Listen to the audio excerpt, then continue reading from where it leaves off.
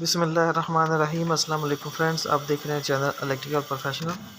तो फ्रेंड्स, आज की हमारी ये वीडियो इस ATS पैनल की ट्रबल शूटिंग पर है। इसमें एक मसला आ रहा है, ये आप देख सकते हैं। ये वापडा का कॉन्टैक्टर है, ये देखें, इसमें फ्लैशिंग हो रही है। जैसे ही हम वापडा ऑन करते हैं तो इसमें फ्लैशिंग होती है और ये ऑन ऑफ होता है बार बार। ये कॉन्टैक्टर, इसमें प्रॉब्लम आ रही है। सबसे पहले तो इसकी ट्रबल शूटिंग में ये कॉन्टैक्टर जो प्रॉब्लम कर रहा है उसकी कॉइल पर हम 220 वोल्ट की इसमें कॉइल लगी हुई है, इसको 220 वोल्ट चेक करेंगे।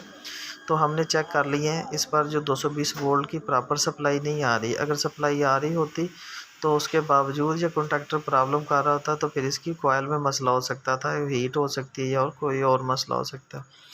तो हमने इसमें देख लिया, जो इसकी न्यूट्रल है वो क्लियर है और जो फेज़ है वो इस कॉन्टैक्टर को नहीं मिल रहा प्रॉपरली, उसमें प्रॉब्लम आ रही है। तो ये टाइमर के अंदर से जो है ये सप्लाई क्रॉस होकर कॉन्टैक्टर पर जा रही है। आपने बैक साइड को शुरू हो जाना है, एक एक चीज़ को आपने क्लियर करते जाना है। जहाँ पर आपका फॉल्ट आएगा आपको पता चल जाएगा। ट्रबल शूटिंग आपने इसी तरह करनी है, सबसे इजी तरीका यही है।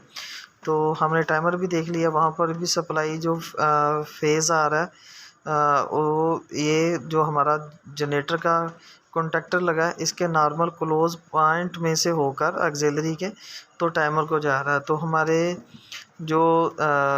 हमारा जो कॉन्टैक्टर है उसकी ऑक्सिलरी पर भी सप्लाई का जो फेज़ है वो भी क्लियर नहीं है। वो हमारी ये 220 वोल्ट की जो रिले लगी होती है इसमें से होकर सप्लाई जो है वो पास होकर आगे जानी होती है। ये A1 आप देख सकते हैं। यहाँ पर हमारी वापडा की जो सप्लाई है, नीचे जो है सप्लाई ये हमारे मेन जो टर्मिनल है वापडा का, वहाँ से उठाकर ले में लगी हुई। यहाँ पर ठीक है और ले की आउट पर सप्लाई हमें नहीं मिल रही थी। तो ये आप देखें कि ले के जो पॉइंट हैं वो ख़राब हो चुके हैं गर्म होकर।